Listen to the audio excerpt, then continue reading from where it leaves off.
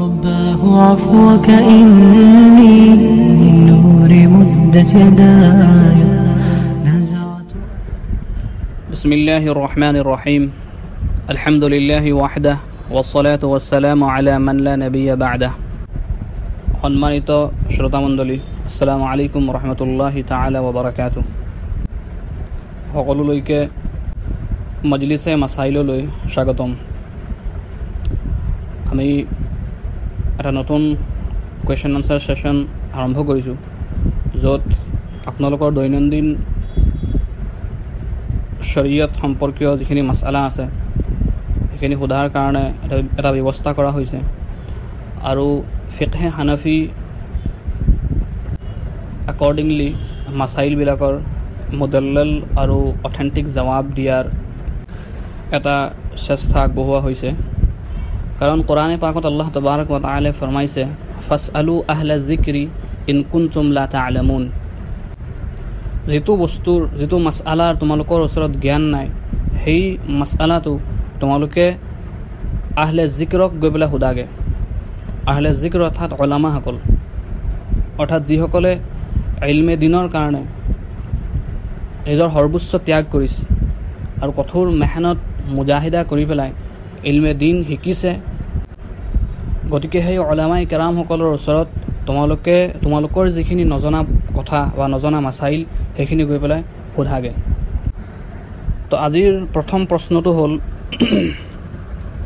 যে যিবিলাক সুদ আমি পাওঁ বেংকৰ থ্ৰুৱেদি, তো সেই সুদবিলাকক আমি হাউচ টেক্সত দি দিব পাৰিম নে নোৱাৰিম? হাউচ টেক্সত সেই সুদখিনি দিব পাৰিম নে নোৱাৰিম? তো সুদৰ ক্ষেত্ৰত এটা মাছআলা হ'ল যে যিটো সুদ আপুনি পায় বেংকৰ পৰা, সেই সুদটো দুটা জেগাত আপুনি ইউটিলাইজ কৰিব পাৰিব. প্ৰথমটো হ'ল সুদটো য'ৰ পৰা আহিছে সেই জেগালৈ সুদখিনি ঘূৰাই দিয়া, অৰ্থাৎ আপুনি য'ৰ পৰা সুদ পাইছে সিহঁতক আকৌ সেই সুদটো ৰিটাৰ্ণ কৰি দিয়া. অৰ্থাৎ বেংকৰ পৰা পাইছে বেংকক আপুনি ৰিটাৰ্ণ কৰি দিয়ক, যিটো সম্ভৱেই নহয়. আৰু 2 নম্বৰ হ'ল যিসকল গৰীব আৰু ফুকাৰাসকল আছে তেওঁলোকক সৱাবৰ নিয়ত নকৰাকৈ এই সুদৰ ৰকমটো দি দিয়া. এই দুটা জেগাত আপুনি সুদটো ইউটিলাইজ কৰিব পাৰিব. তো প্ৰথম যিটো চুৰত হয়, অৰ্থাৎ আপুনি য'ৰ পৰা সুদটো পাইছে সিহঁতক সুদটো ৰিটাৰ্ণ কৰি দিয়া. এতিয়া চাওক, যদি আপোনাৰ চৰকাৰী বেংক হয় তেতিয়া চৰকাৰক যদি আপুনি পাৰে তেতিয়াহ'লে সুদটো ৰিটাৰ্ণ কৰি দিব পাৰে. তো ইয়াৰ এটা চুৰত আছে, সেইটো হৈছে আমাৰ যিটো ইনকাম টেক্স হয়, ইনকাম টেক্সটো চৰকাৰকে দিয়া হয়. তো গতিকে আপুনি আৰু আপোনাৰ ওপৰত এইটো জবৰন লোৱা হৈছে, জোৰ জবৰদস্তি আপোনাৰ পৰা লোৱা হৈছে, কাৰণ আপোনাক সেই ইনকাম টেক্সৰ বিনিময়ত কোনো ছাৰ্ভিচ আপোনাক প্ৰভাইড কৰা নহয়. তো সেইকাৰণে এই ইনকাম টেক্সটো আপুনি এই সুদৰ পইচাটো দি দিব পাৰিব, যিটো চৰকাৰী বেংকৰ পৰা যিটো পাইছে. যদি প্ৰাইভেট ছেক্টৰৰ যিবিলাক বেংক হয় সেইবিলাকৰ পোৱা সুদটো আপুনি ইনকাম টেক্সত দিব নোৱাৰে. আৰু ইনকাম টেক্সৰ বাহিৰে যিমান টেক্সেছ আছে, যেনেকৈ হাউচ টেক্স আছে, ইলেক্ট্ৰিচিটি বিলৰ টেক্স আছে, বা অন্যান্য যিখিনি টেক্স আছে সেইখিনিত আপুনি এই পইচাটো দিব নোৱাৰে, কাৰণ সিহঁতে আপোনাক এটা ৰিটাৰ্ণ ছাৰ্ভিচ দিয়ে. যেনেকৈ আপোনাৰ হাউচ টেক্সে আপোনাক এটা ৰিটাৰ্ণ ছাৰ্ভিচ দিব, আপোনাৰ ঘৰটো আহি পেলাই চাফ চিকুণ কৰিবহি, যদি ক'ৰবাত আপোনাৰ মহে এই বাঁহ লৈছে সেইবিলাক চাফা কৰিব, আপোনাৰ নলা নৰ্দমা এইবিলাক চাফা কৰিব. যিহেতু আপোনাৰ পইচাটো আপোনাৰ ওপৰতে ইউটিলাইজ হ'ব, সেইকাৰণে সেই সুদৰ পইচাটো আপুনি হাউচ টেক্স বা অন্য কোনো টেক্সত দিব নোৱাৰিব, কেৱল মাত্ৰ ইনকাম টেক্সত আপুনি দিব পাৰিব. আৰু সেইটো মানে যিটো সুদ আপুনি চৰকাৰী বেংকৰ পৰা পাইছে, প্ৰাইভেট ছেক্টৰৰ পোৱা বেংকৰ পৰা পোৱা যিটো সুদ হয় সেইটো আকৌ আপুনি হেৰি কৰিব নোৱাৰে, ইনকাম টেক্সতো আপুনি দিব নোৱাৰে. সেইটো আপোনাৰ টোটেলি ফুকাৰা আৰু গৰীবসকলক দি দিব লাগিব. আৰু সৱাবৰ নিয়ত নকৰাকৈতো মনত ৰাখিব, যদি সৱাবৰ নিয়ত কৰে তেতিয়াও গুনাহ হ'ব. আৰু এই মাছআলাটোৰ সবিশেষ যদি কোনোবা আলিম বা মুফতিসকলে চাব বিচাৰে তেনেহ'লে আল মাছাইলুল মুহিম্মাহ নামৰ এখন কিতাপ আছে, তাৰ খণ্ড 10 পৃষ্ঠা নম্বৰ 195 ইয়াৰ তফচিলি জবাব আছে. আৰু ঠিক সেইদৰে দাৰুল উলুম দেওবন্দৰ বিভিন্ন সময়ত যিবিলাক ফাটৱা তেওঁলোকে জাৰি কৰে, তো সেই ফাটৱাখিনিক একগোট কৰি পেলাই এখন কিতাপ তেওঁলোকে হেৰি কৰিছে. কিতাপখনৰ নাম হৈছে চন্দ আহম আছৰি মাছাইল. তো তাৰ প্ৰথম খণ্ডৰ 325 নম্বৰ পৃষ্ঠাত এই সম্পৰ্কে তফচিলন তাত তেওঁলোকে লিখিছে, তাত আপোনালোকে চাই ল'ব পাৰিব। 2 নম্বৰ প্ৰশ্নটো হ'ল, অমুছলিমসকলে যদি মছজিদত কিবা চান্দা দিয়ে বা মছজিদ বনাই থাকোঁতে কনষ্ট্ৰাকশ্যনেল ৱৰ্কত যদি তেওঁলোকে কিবা সহায় কৰে, তেনেহ'লে সেই পইচাটো লৈ পেলাই মছজিদ বনাব পাৰিব নাই বা মছজিদত সেই পইচাটো লগাব পাৰিব নে নোৱাৰে। তো যদি কোনো ফিতনাৰ আন্দেশা নাথাকে, মানে অমুছলিমসকলৰ ফালৰ পৰা যদি কোনো ফিতনাৰ অৱকাশ নাই, তেতিয়াহ'লে বিনা দ্বিধাই তেওঁলোকৰ সেই পইচাটো মছজিদত আপোনালোকে লগাব পাৰিব। এতিয়া যিটো শব্দ ব্যৱহাৰ কৰা হ'ল ফিতনা বুলি ক'লোঁ, মানে যদি ফিতনাৰ কোনো চান্স নাই, মানে ইয়াৰ এটা এক্সাম্পল ধৰি লওক, যদি তেওঁলোকে মছজিদত ডনেশ্যন কৰি পেলাই যদি মানুহক গৈ পেলাই গাই নুফুৰাকে যে মই মুছলমানসকলৰ মছজিদত আমুক ইমান পইচা দি দিলোঁ, আমুক কৰি দিলোঁ, তামুক কৰি দিলোঁ, যদি এনেকুৱাবিলাক যদি ফিতনাৰ হেৰি নাথাকে, প্ৰবেবিলিটি নাথাকে, তেতিয়াহ'লে তেওঁলোকৰ পৰা পইচাটো ল'ব পাৰিব। আৰু ইয়াৰ কাৰণে মই এটা হাৱালা দি দিছোঁ, ফাটাৱা শামী এখন কিতাপ আছে, ফিকহে হানাফিৰ এখন বহুত অথেণ্টিক কিতাপ হয়, য'ৰ পৰা নেকি মুফতিয়ানে কেৰামসকলে ফতৱা লিখে।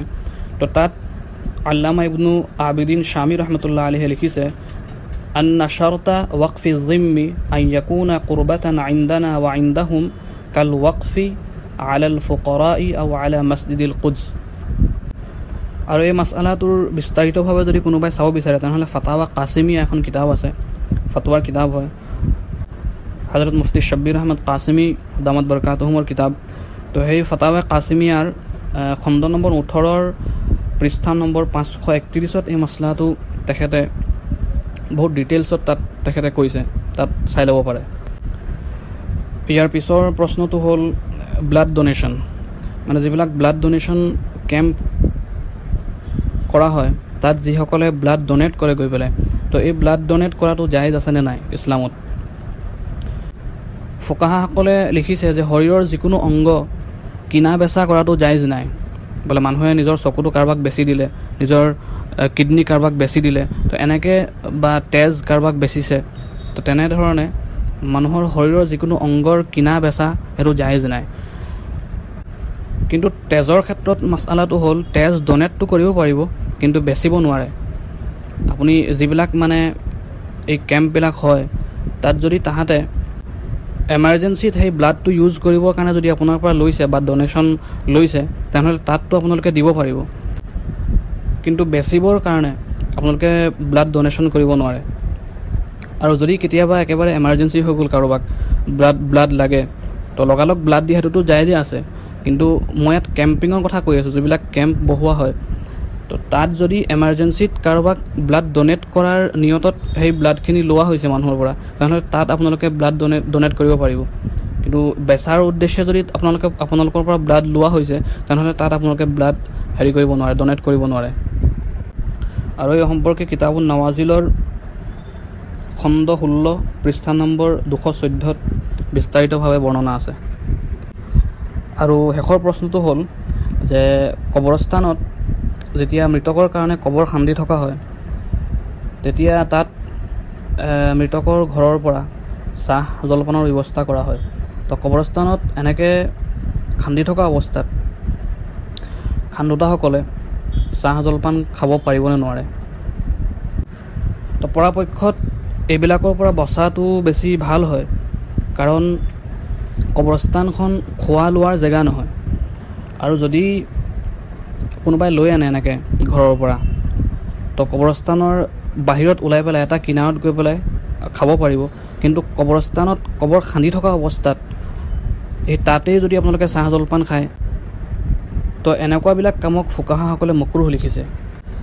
আৰু ইয়াৰ অল্টাৰনেটো আছে যে যিসকলে কাম কৰি আছে, কামৰ শেষত তেওঁলোকক মৃতকৰ ঘৰত নিওতো চাহৰ আয়োজন কৰিব পৰা যায়। তো গতিকে ফাটাৱা শামীত লিখা হৈছে, ওয়ায়ুকৰাহু আন্নাউমু ইনদাল কবৰি ওয়া কাদাউল হাজাতি বাল আউলা ওয়া কুল্লু মা লাম ইউআহাদ মিনাস সুন্নতি। অৰ্থাৎ এনেকুৱাবিলাক কাম, যিবিলাক কাম নবী আকৰম সাল্লাল্লাহু আলাইহি ওয়াসাল্লামৰ সুন্নতৰ পৰা সাবিত নাই, তো এনেকুৱাবিলাক কাম কবৰত গৈ পেলাই কৰা এইবিলাক মকৰুহ হয়। তো চাওক, সাহাবাই কেৰাম আৰু চালফে চালিহিনসকলৰ জামানাত এনেকুৱা কোনো উদাহৰণ নাই যে তেওঁলোকে কবৰ খান্দোতে তাত গৈ পেলাই তেওঁলোকে চাহ জলপানৰ ব্যৱস্থা কৰিছে বা তাত চাহ জলপান খাইছে। গতিকে আমাৰ বুজুৰ্গ আৰু আসলাফসকলৰ যিহেতু ইয়াত কোনো উদাহৰণে নাই এনেকুৱা ঘটনাৰ, গতিকে আমিও এইবিলাকৰ পৰা বচাটো জৰুৰী হয়।